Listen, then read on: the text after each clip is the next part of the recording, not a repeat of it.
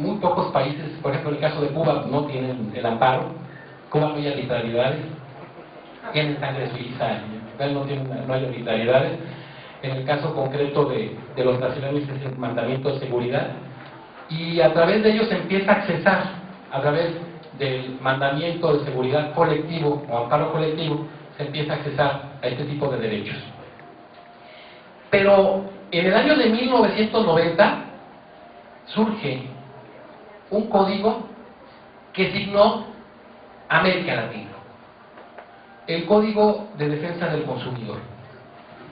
Ese Código de Defensa del Consumidor ha sido tan importante que sirvió de base, fue un trabajo que sirvió de base para el Código Modelo Iberoamericano de Procesos Colectivos.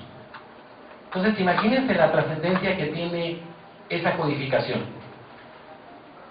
Toma la bifurcación específica que conocemos de derechos difusos y derechos colectivos y establece una tercera categoría, que son los derechos individuales homogéneos.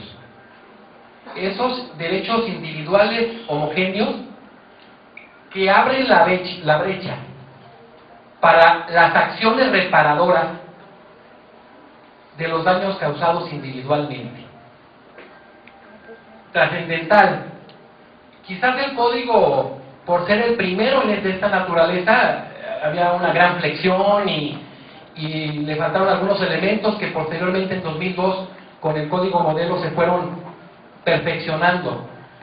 Pero imagínense ustedes la trascendencia que tiene el ya establecer verdaderos instrumentos para poder accesar a este tipo de derechos.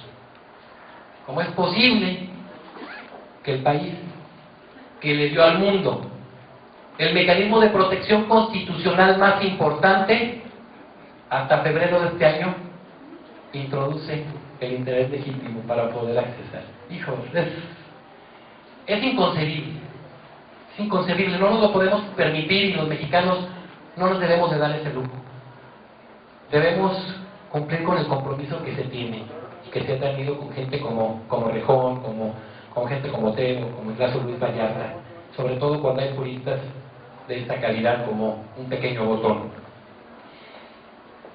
Ese código, como ustedes lo escucharon hace unos momentos, es el referente más importante en la historia de América Latina.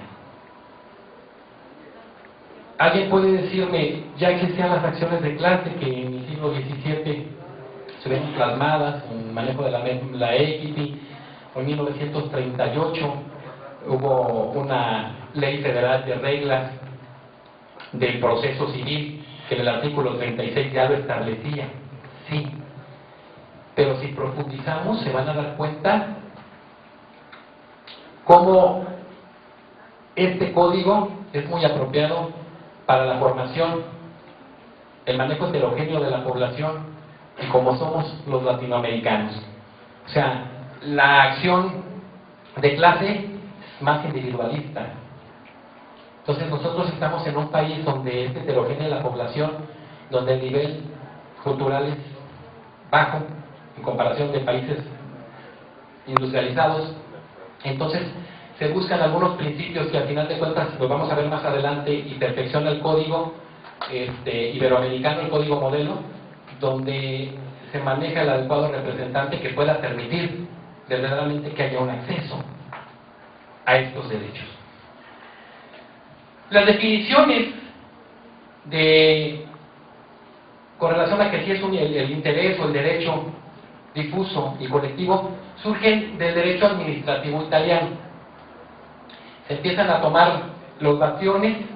Yo les comento a ustedes, sobre todo Antonio Giri, brasileño, en el caso concreto de Ana Pellegrini, Aníbal Quiroga en Perú, que ha trabajado arduamente, es un tipo muy trabajador, y en el caso de Ramiro Bejarano en Colombia, han hecho trabajos extraordinarios que han venido perfeccionando este tipo de mecanismos.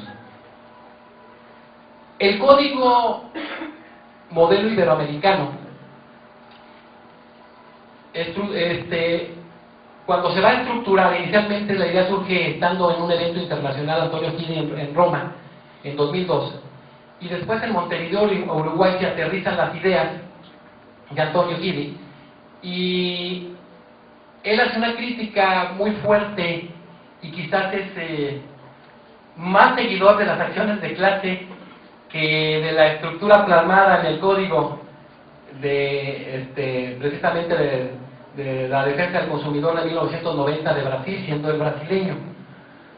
Pero a final de cuentas ve los que consideran lo mejor que puede aportar, o que aporta mejores cosas para la acción de clase, en donde él mismo señala que se le hace absurdo que en las acciones colectivas haya una diferenciación, no la concibe, pero por cuestión de idiosincrasia maneja este tema con un grupo muy fuerte de colaboradores, y se basa el código en lo que es el planteamiento brasileño del 90.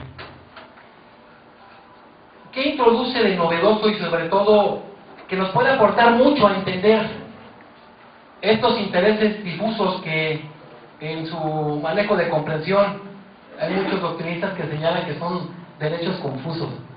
Porque al final de cuentas dices cuál es la diferencia, por dónde nos vamos, es complicado, y quisiera irlo manejando lo más sencillo posible, sobre todo porque estas nuevas generaciones son las que nos van a enseñar cada día más a nosotros, y si no nos enseñamos a comunicarnos, los que estamos perdiendo somos nosotros.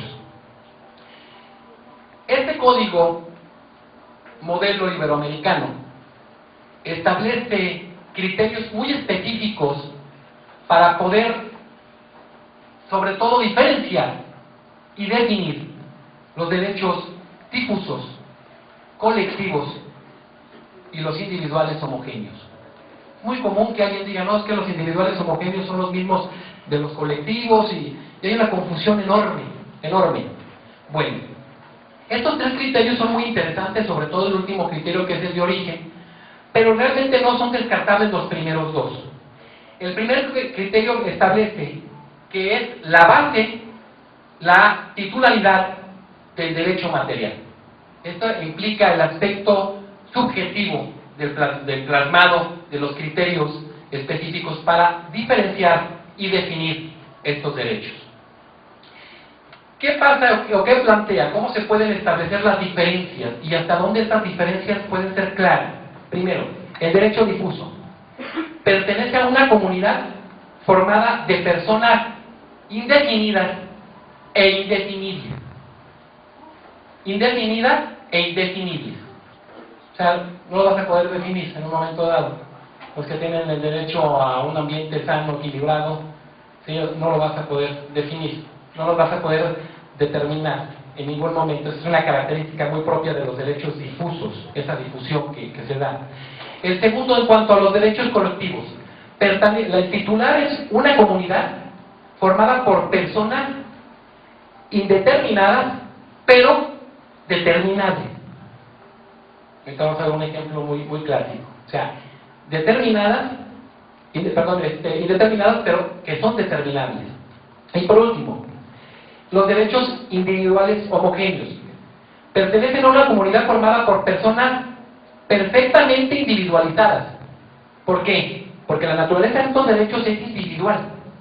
Se convierten en colectivos de manera accidental. Es un accidente. Su esencia misma son derechos individuales.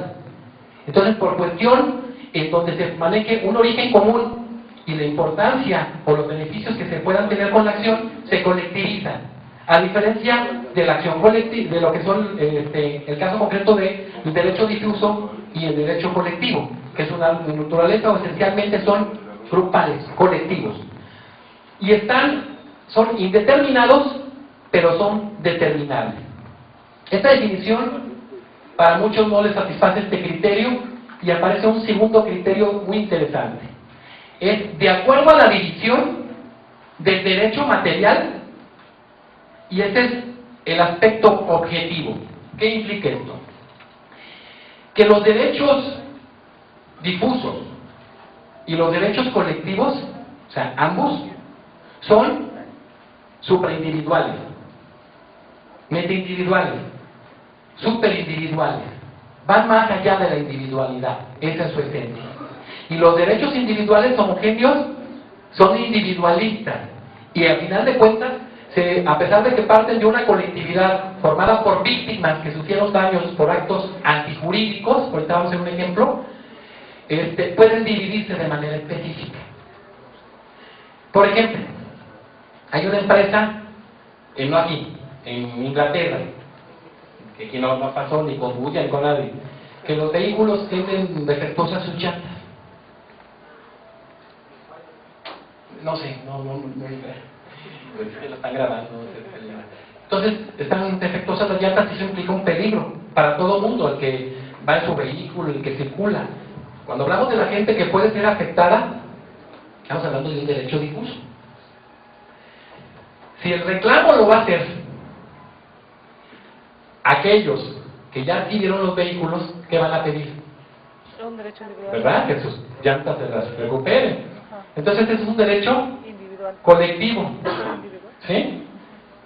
¿Y cuál sería el derecho individual homogéneo?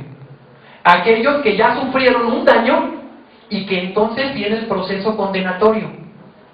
La condena, la resolución es colectiva.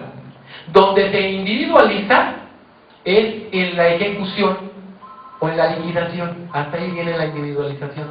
Tienes que acreditar ese vínculo, esa relación causal entre el daño y el hecho. Y tienes que manejar a cuánto ascienden tus daños.